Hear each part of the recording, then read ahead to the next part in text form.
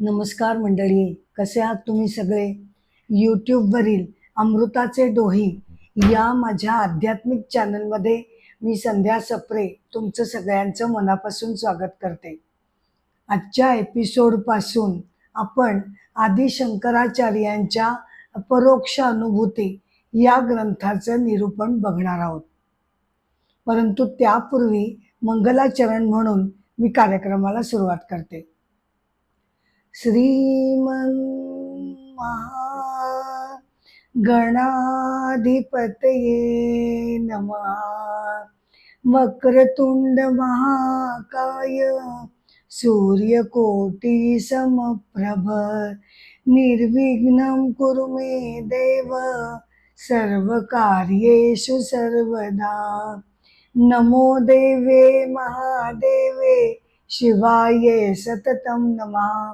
नमः प्रकृते भद्राये नियतः प्रणतः स्मताम्. कृष्णाय वासुदेवाय हरये परमात्मने प्रणतक्लेशनाशाय गोविंदाय नमो नमः.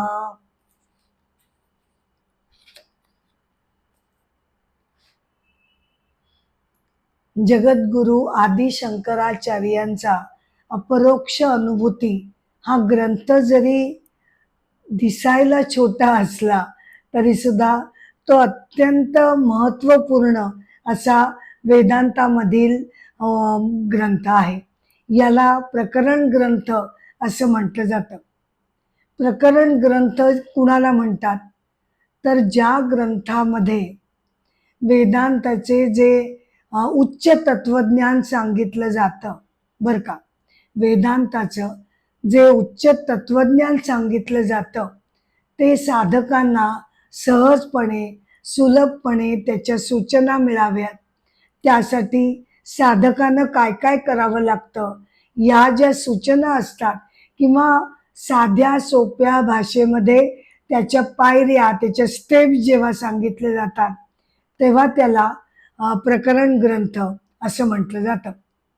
आदि शंकराचार्यांनी आत्मबोध, विवेक चूडामणी, अपरोक्ष अनुभूती यासारखे प्रकरण ग्रंथ लिहिलेले आहेत. आपण आता अपरोक्ष ग्रंथाच्या निरूपणाला सुरुवात करू. त्याच्यामध्ये वेदांताचं वर्णन आलेलं असतं आणि परमेश्वर तत्वाची बरं का, परमेश्वर तत्वाची प्रत्यक्ष अनुभूती कशी घ्यायची. अपरोक्ष म्हणजे काय? प्रत्यक्ष अनुभूती ईश्वराची साधकांना कशी घ्यायची याचं विवेचन यामध्ये आलेलं आहे. आपल्याला नाहीतर एरवी भौतिक जगतातील अनेक गोष्टींचं आपण ज्ञान घेत असतो, तेव्हा आपल्याला त्यामध्ये काही संकट येत नाही.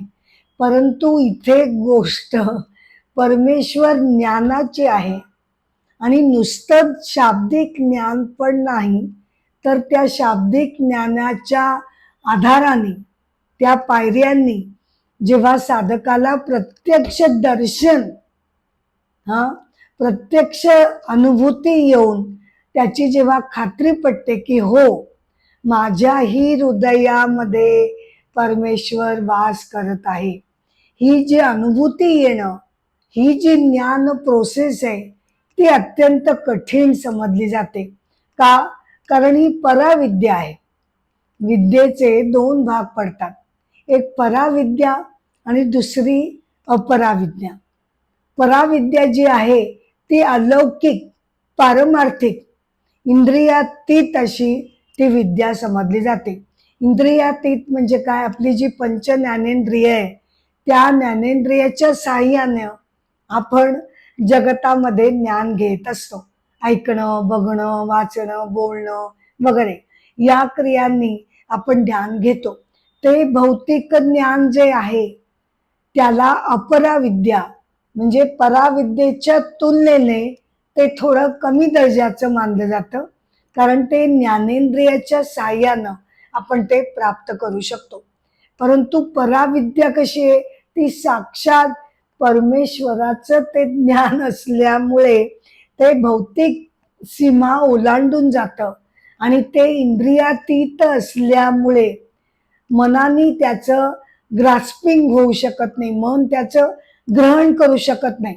तो मनामध्ये कल्पना करतो, नाना तऱ्हेच्या तो कल्पना करू शकतो, परमेश्वर असा आहे तसा आहे, परंतु प्रत्यक्षामध्ये परमेश्वर दर्शन घेणं हे मन आणि बुद्धीच्या कक्षेच्या बाहेर असल्यामुळे ही पराविद्या ही दुर्गम समजली जाते आणि त्यासाठी साधकाला बरीच तपस्या आणि साधना करावी लागते. अर्थात काही संत महात्मे आणि अलौकिक ऋषी महर्षी किंवा थोर पुरुष जे जे होऊन गेले त्यांना आपल्यासारखे जरी विशेष प्रयत्न करावे लागत नसले तरी सर्वसामान्यपणे आपल्याला त्यासाठी ध्यानधारणा, नंतर भक्तियोग, ज्ञानयोग याद्वारे तपस्या करून आपल्याला परमेश्वर प्राप्तीचा आनंद घेता येतो.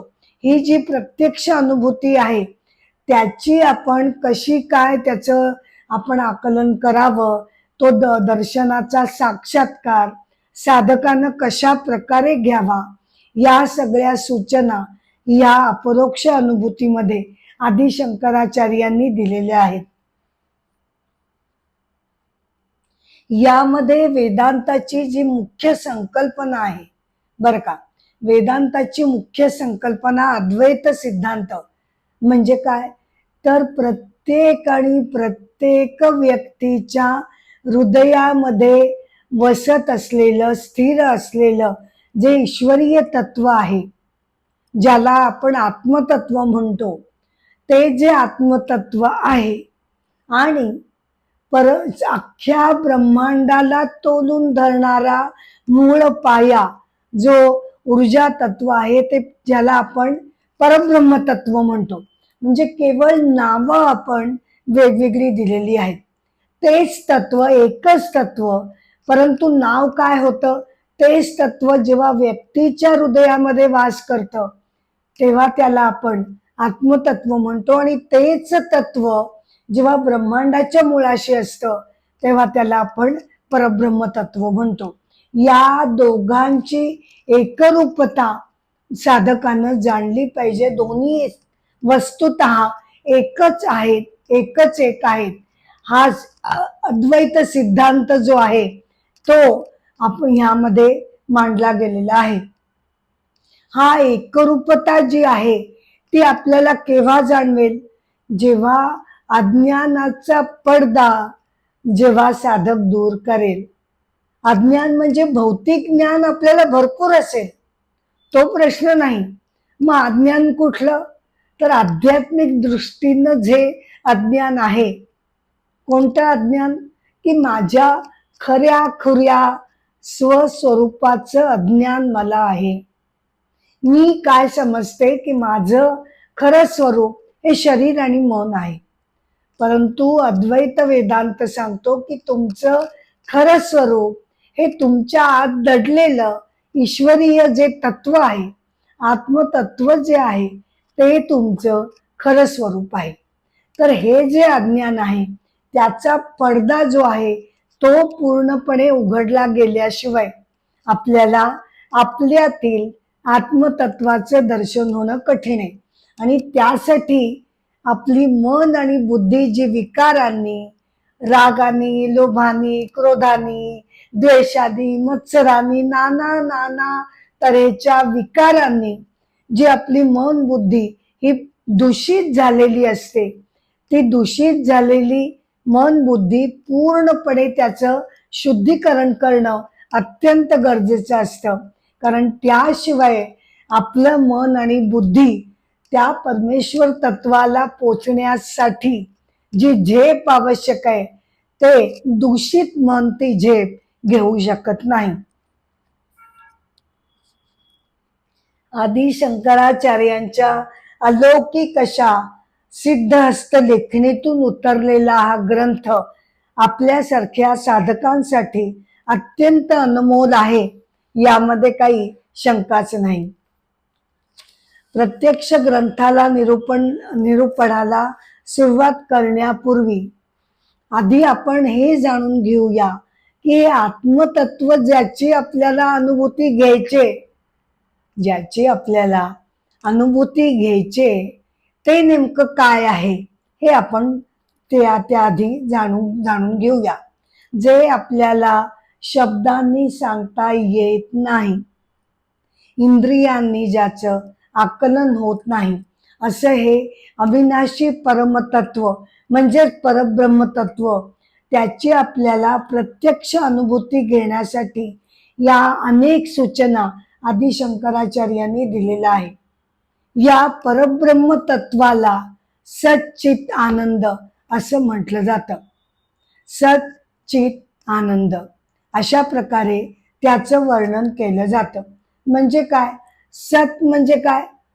तर सत म्हणजे प्युअर एक्झिस्टन्स, अस्तित्व, सत्यत्व. हा जो मूळ सत्यतेचा किंवा एक्झिस्टन्सचा पाया जो आहे तो परब्रह्माचा पाया आहे. या पायावर उभे राहून जगतातील अनेक लाखो गोष्टी त्यांना सत्यत्व मिळतं, त्या काही काळ असतात आणि कालांतराने त्या नष्ट होतात. जगतातील प्रत्येक व्यक्ती घ्या, कोणतीही गोष्ट घ्या, प्रत्येक आणि प्रत्येक गोष्टीला हे जे सत्यत्व आहे, एक्झिस्टन्स, सत, हे जे मिळालेलं आहे ते त्याचं स्वतःच नाही, ते स्वयंभू नाही, ते त्याला प्रत्येकाला, प्रत्येक गोष्टीला हा एक्झिस्टन्सचा मूलभूत पाया या परब्रह्माकडून काही काळापुरता उसना मिळालेला आहे. हे आहे सत. नंतर येतं चित. चित म्हणजे काय? कॉन्शियसनेस, अवेअरनेस, जाणीव. हे जे जाणीव तत्व बर का, हे जे जाणीव तत्व आपल्याला कळतं, समजतं, आपण ज्ञान घेऊ शकतो, हे जे कॉन्शियसनेस तत्व आहे, चित तत्व, हे सुद्धा आपल्याला मूलभूत त्याची जाणीव तत्वाची जी पायरी आहे त्या पायरीवर आपण उभे आहोत. त्यानं आपल्याला हे जाणीव तत्व दिलेलं आहे. कारण आपलं शरीर, आपल्याला जरी असं वाटत असलं की ते किती कार्यक्षम आहे, किती माझा मेंदू हुशार आहे, किती माझी बुद्धी तल्लख आहे वगैरे वगैरे जरी आपल्याला वाटत असलं, ॲपिअरंटली सगळं काय दिसतं आपलं शरीरच तर करताय, पण तसं नसून प्रत्यक्षामध्ये शरीर हे जड आहे. त्याच्यामध्ये ही सगळी चैतन्य शक्ती, एक्झिस्टन्स त्याला मिळणं, त्याच्यामध्ये जाणीव तत्व त्याच्यामध्ये भरून टाकणं, या सगळ्या गोष्टी या जड शरीराला आतमध्ये असलेल्या आत्मतत्वाच्या चैतन्य ऊर्जेमुळे हे प्राप्त होतं. त्याच्यामुळे मन कार्य करतं, बुद्धी कार्य करतं, शरीर कार्य करतं.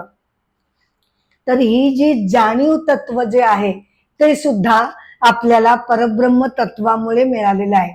आणि तिसरी गोष्ट आनंद, आनंद स्वरूप. आता इथे जरा आपल्याला प्रश्न पडू शकतो, सत ठीक आहे, मान्य आहे, एक्झिस्टन्स आपल्याला मिळालं, चित मान्य आहे की जाणीव त्या तो आहे म्हणून मला समजतं, सगळं कळलं, पण हे आनंद ते मात्र काही कळत नाही. कारण आम्ही असे 24 तास कधी आनंदी नसतोच ना. आणि कसं राहणार हो, अगदी ठरवलं तरी आम्हाला नाही आनंदी राहता येणार. अहो, संसार म्हटला की सुख दुःख आली, संकट आली, तेव्हा आम्ही कसं काय आज 24 तास आनंदी राहायचं? मग त्याच्यातला आनंद तत्व जे आहे ते आमच्यामध्ये उतरतच नाही की काय? तर तसं नाही. आदि शंकराचार्य असं म्हणतात की खरं म्हणजे हा उपजत आनंदाचा स्रोत आपल्याला प्रत्येकाला मिळालेला आहे. माझ्यामध्ये आत्मतत्व आहे, तो कसा आहे? तो सच्चित आनंद स्वरूप आहे. म्हणजेच माझ्यामध्ये तो आनंदाचा घडा, कलश ऑलरेडी टाकून दिलेला आहे शरीरामध्ये, पण मला ते का जाणवत नाही? कारण मीच माझ्या दूषित मनाचं घट्ट झाकण त्या कलशावर लावते.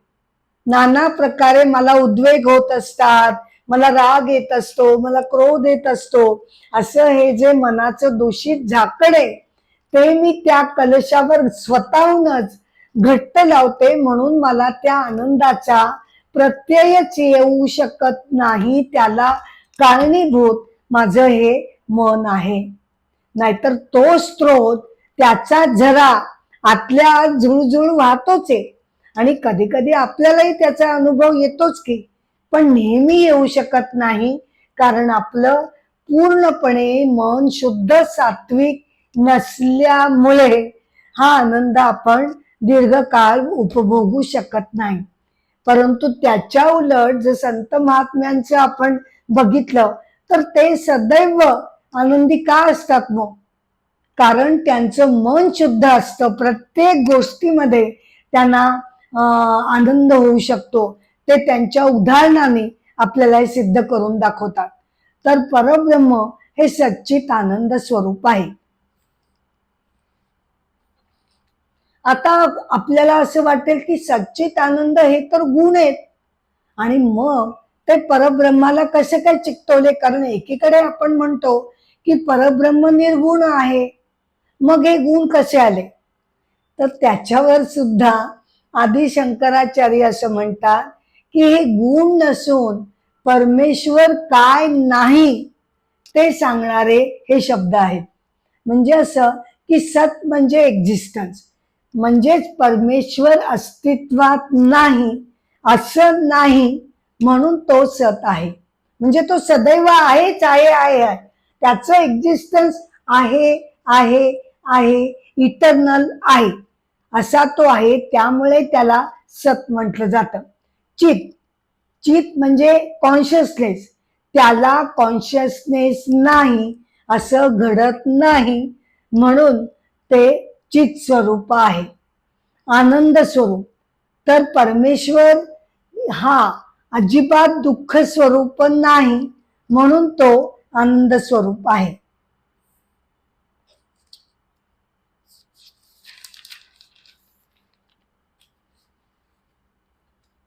आता या आत्मस्वरूपाचं जर माझ्या हृदयामध्येच स्थान आहे, तर मला त्याचं दर्शन का होत नाही?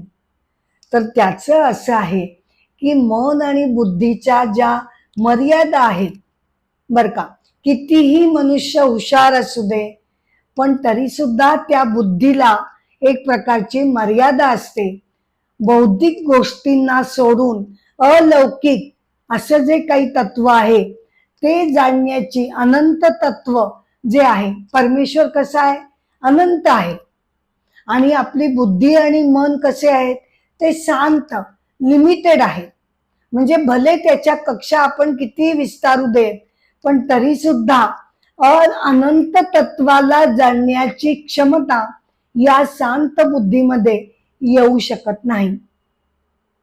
येऊ शकत नाही म्हणजे ती मुळात त्याच्यामध्ये जरी नसली तरी तपस्येनं, साधनेनं, बर का, तपस्येनं आणि साधनेनं ही बुद्धीच, जिला आपण शांत समजतोय, शांत म्हणूनच तिला आपण वावरतोय तिच्या दृष्टीनं, तीच या तपस्येनं एक प्रकारची अत्यंत अलौकिक अशी झेप घेते, बर का, जिला अंतरप्रज्ञा असं म्हटलं जातं किंवा ऋतंभरा प्रज्ञा असं म्हटलं जातं. की जी झेप आहे ती परमेश्वर ज्या स्तरावर आहे त्या स्तरावर गेल्याशिवाय आपल्याला त्याचं आकलन होणं शक्य नाही. आणि एरवी आपली बुद्धी त्या स्तरावर नसल्यामुळे, अतिशय कनिष्ठ दर्जाची असल्यामुळे इतका दोघांमध्ये फरक आणि अंतर आहे की आपण ते जाणू शकत नाही. परंतु साधनेनं, बर का, साधनेनं, निश्चयानं, श्रद्धेनं, मनापासून विश्वास ठेवल्यानं काय घडतं? चमत्कार घडतो. आणि बुद्धी स्वतःचीच मर्यादा ओलांडून त्या परमेश्वर स्तरावर जाऊन पोचते. आणि मग अंतर्दृष्टीनं, बर का, अंतर्दृष्टीनं, सूक्ष्म दृष्टीनं साधक परमेश्वराचं दर्शन घेऊ शकतो. तैत्तरीय उपनिषदामध्ये या परब्रह्माचं तत्व वर्णन अशा प्रकारे केलंय की तो सत्यम ज्ञानम अनंतम ब्रह्म, तो अनंतम आहे. त्याला अशा मर्यादांच्या कक्षात त्याला नाहीत. लाखो हो करोडो ब्रह्मांड का असेना, त्या सगळ्यांसाठी मूलभूत चैतन्य ऊर्जा तत्व केवळ त्याच्या पायावर ह्या सगळा डोलारा उभा आहे. आता परमेश्वर जर निर्गुण आहे तर मग त्याच्यापासून हे एवढं सगळं सगुण साकार जगत हे कसं काय बाबा निर्माण होतं? कारण परमेश्वर तर निर्गुण आहे. तर मग त्यासाठी जे दोन वाद मांडले जातात, कारण आणि इफेक्ट, कॉज अँड इफेक्ट, कारणामुळे परिणाम होतो, त्या संदर्भात दोन तत्व मांडली जातात. एक म्हणजे कॉज अँड इफेक्ट, परिणामवाद. त्याच्यामध्ये काय घडतं? त्याच्यामध्ये असं होतं की जे मूळ कारण आहे, बर का, जे मूळ कारण आहे त्याच्यापासून जो इफेक्ट बनतो, तो इफेक्ट बनण्यासाठी त्या कारणाला स्वतःमध्ये बदल करावे लागतात. जसं की दुधापासून दही होतं, परंतु जगताच्या निर्मितीबद्दल आपल्याला असं म्हणता येतं की हा सिद्धांत विवर्तवादावर आधारलेला आहे. विवर्तवाद म्हणजे काय? तर विवर्तवाद म्हणजे की मूळ, सगळ्या अख्ख्या जगताचं मूळ कारण हे परमेश्वर तत्व आहे. परंतु जगताची निर्मिती होण्यासाठी त्या कारणाला म्हणजे परमेश्वराला स्वतःचं स्वरूप बदलण्याची गरज नसते. याला म्हटलं जातं विवर्तवाद. जसं दोरीवर सर्प जेव्हा भासतो तेव्हा सर्प हा इफेक्ट आहे, परिणाम आहे, पण तो परिणाम करण्यासाठी दोरीनं आपलं स्वरूप बदलायची गरज नाही. हा झाला विवर्तवाद. विवर्तवादाच्या दृष्टीनं जगताचा पसरा या निर्गुण परब्रह्म तत्वापासूनच झालेला असला तरी सुद्धा त्याला त्याचं स्वरूप बदलण्याची गरज राहत नाही. किंवा दुसऱ्या प्रकारे आपण असं म्हणू शकतो की निर्गुण परब्रह्मामध्ये स्वतःची अशी अंतर्गत शक्ती, माया शक्ती जी आहे, तिच्याशी संयोग पाहून, बर का, निर्गुण परब्रह्म तत्व अधिक माया, तेव्हा काय बनतो? तेव्हा सगुण ईश्वर आपल्यासाठी बनतो. आणि सगुण ईश्वर हा जगताचं कारण समजला जातो आणि माया हे त्याचं मटेरियल कॉज समजलं जातं. तर आता आपण अपरोक्ष अनुभूती या ग्रंथाच्या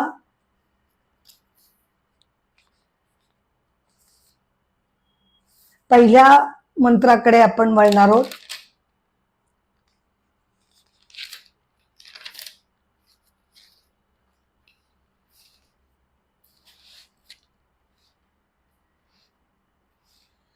सर्वप्रथम आदी शंकराचार्य भगवंतांना प्रणाम करतात आणि मगच आपल्याला माहितीच आहे की मगच कोणत्याही ग्रंथाची सुरुवात होते. त्याप्रमाणे आदी शंकराचार्य सुद्धा परमेश्वराला प्रणाम करून सुरुवात करतात. श्रीहरिं परमानंदम उपदेष्टारमेश्वरम व्यापकम सर्वलोकानां कारणम तम नमाम्यहम. म्हणजे काय की हा जो श्रीहरी आहे तो सगळ्यांचा परमपिता आहे, जगताचं तो कारण आहे. निर्गुण परब्रह्म तत्व हे जगताचं कारण जर मानलं तर ते त्याच्यामुळे अख्खं जगत निर्माण झालेलं आहे. आणि सगुण ब्रह्मन जर आपण कारण मानलं म्हणजे अधिक माया, जेव्हा त्याच्यामध्ये माया मिसळली जाते तेव्हा माया ही मटेरियल कॉज उपादान कारण होते आणि निमित्त कारण हा परमेश्वर होतो. ज्याप्रमाणे कोळी स्वतःभोवती स्वतःच जाळं विणतो त्याप्रमाणे परमेश्वर स्वतःच्याच अंतरशक्तीमधून जगत निर्माण करतो. अशा या परमेश्वराला माझं वंदन आहे. जो जगद्गुरु आहे आणि ब्रह्मांडाचं जो मूळ कारण आहे, असा जो सर्वव्यापी परमशांत स्वरूप असा जो श्रीहरी आहे त्याला मी वंदन करतो. आता मंत्र 2. अपरोक्षानुभूतिर्वे प्रोच्यते मोक्ष सिद्धये सद्भिर्रेव प्रयत्नेन वीक्षणीया मुहुर्मुहुः. म्हणजे काय की आता साधकाला आत्मसाक्षात्कार होण्यासाठी साधनं सांगितलेली आहेत. जो केवळ शुद्ध अंतःकरणाचा आहे त्यानं परमतत्वाचं ध्यान केल्यानं त्याला अपरोक्ष अनुभूती येऊ शकेल. आता एका कथेनं मध्येच एक कथा आता मी सांगते की श्रीहरींचा उल्लेख आदि शंकराचार्यांनी केलाय. त्या श्रीहरींचा हयग्रीव अवतार कसा झाला ते आपण बघणार आहोत. सृष्टीच्या आरंभी मधु आणि कैटभ नावाच्या 2 राक्षसांनी बर का, मधु आणि कैटभ नावाच्या 2 राक्षसांनी ब्रह्मदेवाजवळ असलेले जे वेद होते ते चोरले आणि ते गुप्त ठिकाणी त्यांनी ठेवून दिले. आता वेदांच्या अभावी जगतातील ज्ञानाचा प्रकाश लुप्त झाला आणि आता काय करावं, सगळे जण संकटात सापडले, काय करावं कोणाला काही समजेना. तेव्हा भगवंतांनी श्रीकृष्णांनी त्यांच्याशी युद्ध करून त्यांना हरवायचं ठरवलं. आणि जवळजवळ बर का असं म्हटलं जातं की 16,000 वर्ष ते या असुरांशी लढत होते. परंतु ते म्हणाले की मला कुणीही, आम्हाला कुणीही मारू शकत नाही. कारण तो असुर म्हणाला मला दैवी शक्तीनं वरदान दिलाय, माझं गुपित जो कोणी जाणेल तोच केवळ मला मारू शकेल. त्यामुळे भगवंत परत वैकुंठाला परत गेले आणि थकून ते थोडा वेळ गाढ योग निद्रेमध्ये गेले. आता ब्रह्मदेव आणि इतर देवांना आपण जिंकावं यासाठी यज्ञ करायचा होता. परंतु यज्ञासाठी भगवान श्रीकृष्ण तिथे असणं महत्वाचं होतं आणि ते तर गाढ झोपून गेले. त्यामुळे ते उठेच नात. कितीही प्रयत्न केला तरी ते काही उठेनात. तेव्हा भगवंत त्यांच्या धनुष्याच्या दोरीवर मान टेकून झोपले होते बर का. त्यांच्या धनुष्याच्या दोरीवर भगवंत मान टेकलेली होती त्यांनी आणि ते झोपले होते. तर त्यामुळे ती दोरी तोडायची असं देवांनी ठरवलं. त्याप्रमाणे त्यांनी दोरी तोडली. पण त्याबरोबर गोंधळ काय झाला की ती दोरी तुटली. पण तुटता तुटता तुटता भगवंतांचं जे शिर होतं, मस्तक होतं, ते सुद्धा त्या दोरीने उडवलं. भगवान श्रीकृष्ण तिथे मस्तकाशिवाय तिथे पडले होते. सगळ्यांमध्ये एवढी काही घबराट पसरली, बाप रे, आपल्या हातून काय विचित्र घडलं. भीतीनं सगळ्यांचा थरकाप झाला आणि तेवढ्यात लक्ष्मी माता तिथे आली बर का. आणि तिनं म्हटलं की तुम्ही घाबरू नका, हे सगळं माझ्याच ठरल्याप्रमाणे होत आहे. कसं काय? तर ती म्हणाली की जेव्हा मीच त्या दोघांना वरदान दिलं होतं की केवळ जेव्हा अश्वाचं डोकं असलेला देव तुम्हाला नष्ट करायला येईल तेव्हाच, बर का, तेव्हाच तुमचं अस्तित्व तो नष्ट करू शकेल. आणि त्यामुळे आता यांचं मस्तक उडवलं गेलेलं आहे. तर त्यासाठी तुम्ही एखाद्या महापराक्रमी घोड्याचं मस्तक तुम्ही घेऊन या आणि ते भगवंतांना लावलं जाईल, बर का. आणि त्यांचं कार्य पूर्ण झाल्यावर ते जे घोड्याचं मस्तक लावलेलं असेल ते नष्ट होऊन ते पूर्वव्रत होतील. हय म्हणजे काय? घोडा, आणि ग्रीव म्हणजे मस्तक. हयग्रीव अवतार. अशा प्रकारे घोड्याचं मस्तक भगवंतांना काही काळापुरतं म्हणजे त्या असुरांचा नाश करण्यासाठी म्हणून लावलं गेलं आणि त्यामुळे भगवंतांनी त्या दोघांचा नाश केला. परत मग ते पूर्वव्रत झाले. हयग्रीवचा अर्थ ज्ञान आणि बुद्धी असाही मानला जातो. ज्ञान आणि बुद्धीची पूजा, अशा प्रकारे हा अर्थ हयग्रीवधारे त्याचा संकल्प मानला जातो. तर अशा प्रकारे या हयग्रीव अवताराची गोष्ट आपण इथे जाणून घेतली.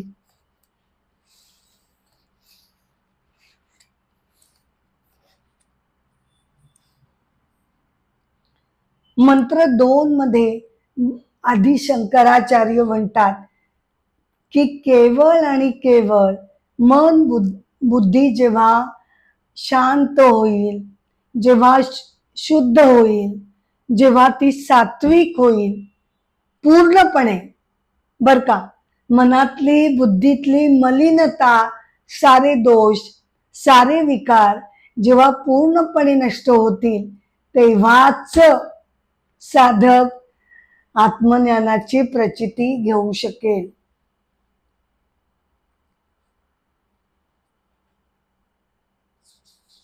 तेव्हाच त्याला समजेल की आत्मतत्व हे आपल्या हृदयातील जे आहे तेच माझं खरं स्वरूप आहे.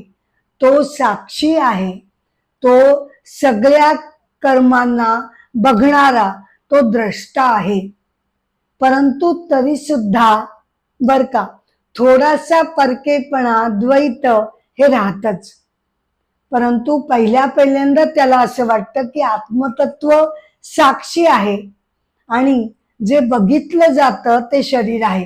दोन गोष्टी अजूनही उरतातच. परंतु नंतर साधनेनं त्याला कळून चुकतं की इथे जे जे काही आहे ते केवळ आणि केवळ आत्मतत्व आहे.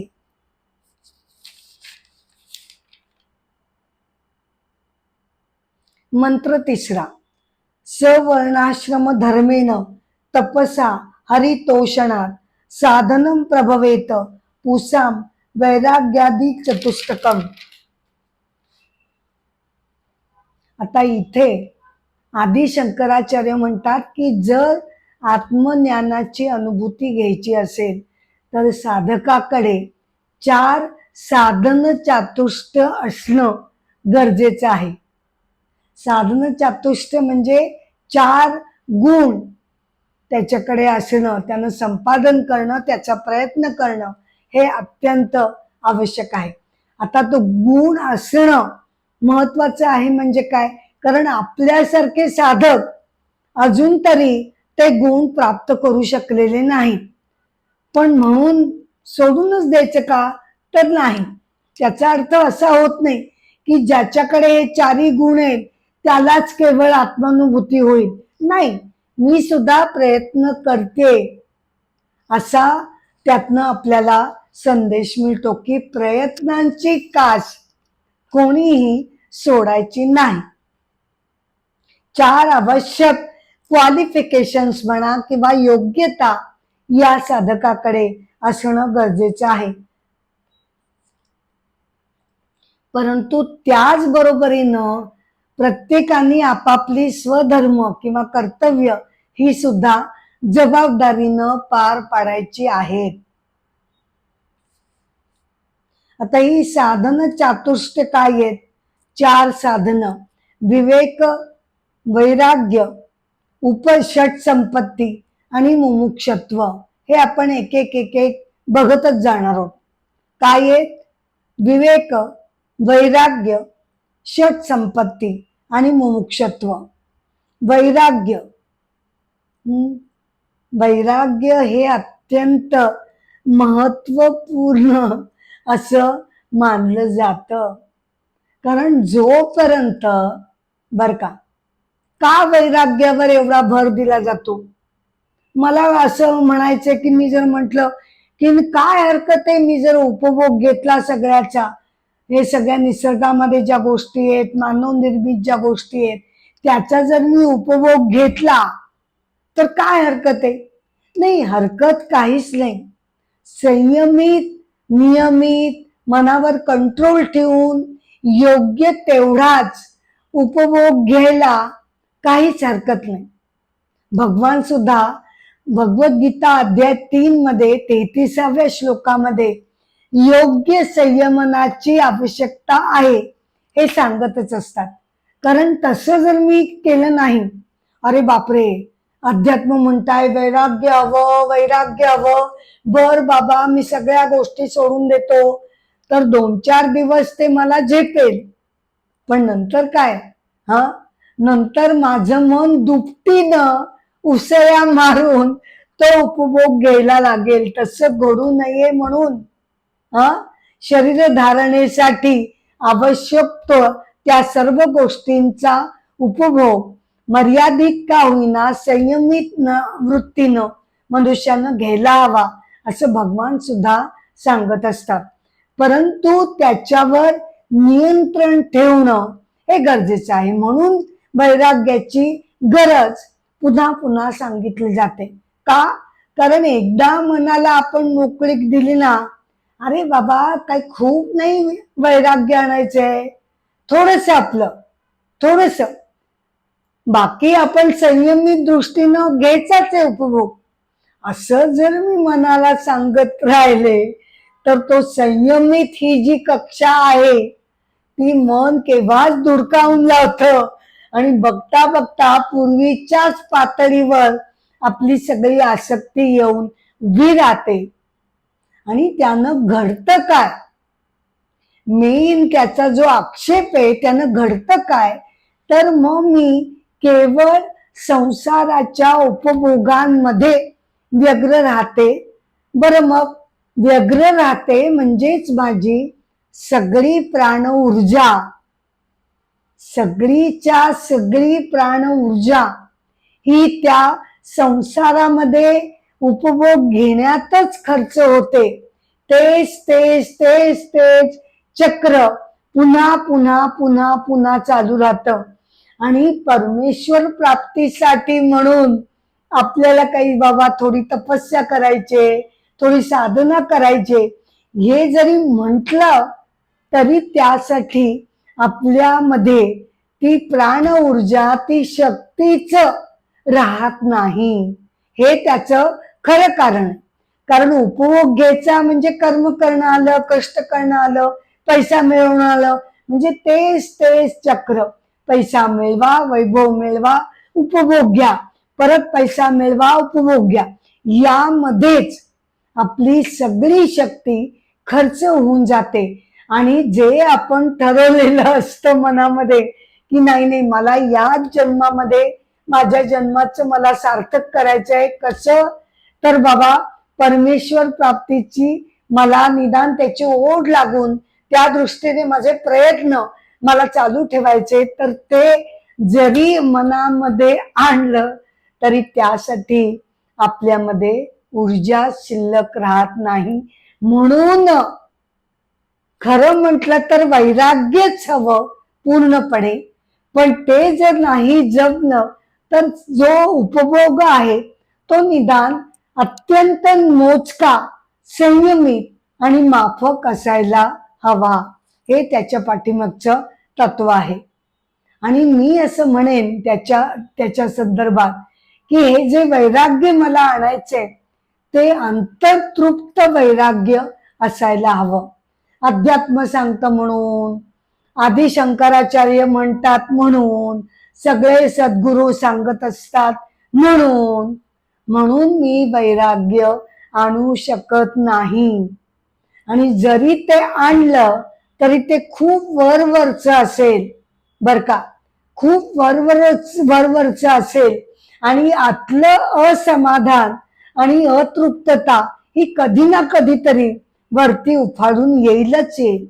त्यामुळे अत्यंत शांत चित्तानं समाधानपूर्वक मनुष्याचं मन हे अंतर्तृप्त समाधानाने काठोकाठ भरलेलं असेल तरच त्याचं वैराग्य हे तग धरू शकतं.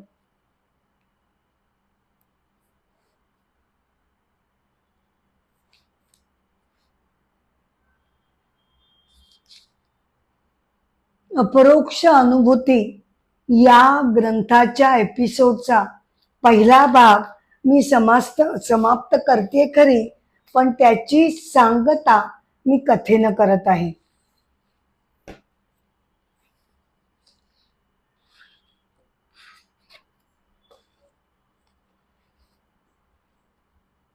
आपण वैराग्याबद्दल आता बोलत होतो, तर हे वैराग्य जे अंतर्तृप्त वैराग्य ते कसं असावं याचं उदाहरण एका असामान्य व्यक्तीनं आपल्यासमोर घालून दिलेलं आहे. त्याची कथा मी सांगते आणि मग एपिसोडची सांगता करते. महर्षी धोंडो केशव कर्वे बर का, महर्षी धोंडो केशव कर्वे, शेरवली मुरुड कोकण इथे त्यांचा जन्म झाला. जन्म 18 एप्रिल 1858, मृत्यू 9 नोव्हेंबर 1964. 104 वर्षांचं आयुष्य या महात्म्याला लाभलं. रूढ अर्थानं जरी ते संत महात्मा नसले तरी ज्यांनी निष्काम कर्मयोगानं परमेश्वर प्राप्ती करून घेतली ते महर्षी कर्वे. लोकांनी त्यांना अत्यंत उत्स्फूर्तपणे महर्षी ही पदवी त्यांना दिलेली होती. त्यांच्या वयाच्या 100 निमित्त बर का, त्यांच्या वयाच्या 100 निमित्त भारत सरकारनं, आपल्या गव्हर्नमेंटनं 1958 मध्ये भारत रत्न हा सर्वोच्च पुरस्कार या महर्षींना देण्यात आला. त्यांच्या प्रथम पत्नीचं निधन झाल्यानंतर त्यांनी 11 मार्च 1893 मध्ये गोदूताई नावाच्या विधवा स्त्री बरोबर 1893 मध्ये, काळ लक्षात घेऊया, 1893 मध्ये त्यांनी विधवा विवाह केला आणि स्त्री शिक्षणाचा, स्त्री सन्मानाचा पाया त्यांनी स्वतःच्या उदाहरणानं लोकांसमोर घालून दिला. हिंगणे येथे माळ रानावर त्यांनी स्त्री शिक्षण संस्था उभारली. 1916 मध्ये महिला विद्यापीठ त्यांनी स्थापन केलं. महिलांसाठी त्यांनी शाळा सुरू केली. महिलांसाठी त्यांनी वसतिगृह उभारलं. विधवा महिलांसाठी आश्रम उभा केला आणि विद्यापीठ चालू केलं. ग्रामीण भागामध्ये सुद्धा अनेक शाळा त्यांनी सुरू केल्या. प्रत्येक स्त्रीनं शिकावं ही त्यांनी तळमळ मनामध्ये घेतली आणि त्यासाठी सगळं आयुष्य अत्यंत निस्पृहपणे, निष्काम वृत्तीनं त्यांनी समाज कल्याणासाठी, स्त्री कल्याणासाठी व्यतीत केलं. ते जेव्हा संस्थांसाठी मदत मागायला, देणगी मागायला लोकांकडे म्हणा फिरत असत, तेव्हा त्यांची अत्यंत अवहेलना सुद्धा बऱ्याच वेळेला होत असे, अपमान होत असे. परंतु तो सगळा त्या महात्म्यानं सहन केला आणि पैसा लोकांकडनं घेऊन अत्यंत काटेकोरपणानं, स्वच्छ मनानं, निर्लोभी मनानं प्रत्येक पैसा केवळ आश्रमासाठी, शिक्षणासाठीच, वैयक्तिक स्वार्थासाठी एक कण सुद्धा त्यांनी कधी वापरला नाही. अशा या निष्काम वृत्तीच्या महात्म्यानं अक्षरशः सारं आयुष्य या कार्यासाठी समर्पित केलं. त्यांनी महिला सबलीकरणाचे आपले अनुभव परदेशामध्ये जाऊन सुद्धा त्यांनी सांगितलेले आहेत. प्रत्यक्ष आईन्स्टाईन त्यांच्या या अलौकिक कार्यानं अत्यंत प्रभावित झालेला होता असं सांगण्यात येतं. असे हे भारतरत्न विजेते असामान्य अलौकिक महर्षी धोंडो केशव कर्वे, म्हणजे त्यांच्यामध्ये जे वैराग्य होतं ते अंतर्तृप्त वैराग्य त्यांनी बांधलेलं होतं. हा एपिसोड जरी मी संपवत असले तरी सुद्धा अपरोक्ष अनुभूतीचा दुसरा पार्ट घेऊन मी लवकरच तुमच्या भेटीला येणार आहे. तुम्हा सगळ्यांना नम्रपणे विनंती करते की कृपया अमृताचे डोही या माझ्या आध्यात्मिक चॅनलला, YouTube वरील चॅनलला कृपया शेअर करावं, लाईक करावं आणि सबस्क्राईब करावं, ही माझी नम्र विनंती आहे. या एपिसोडची सांगता मी गजरानं करत आहे.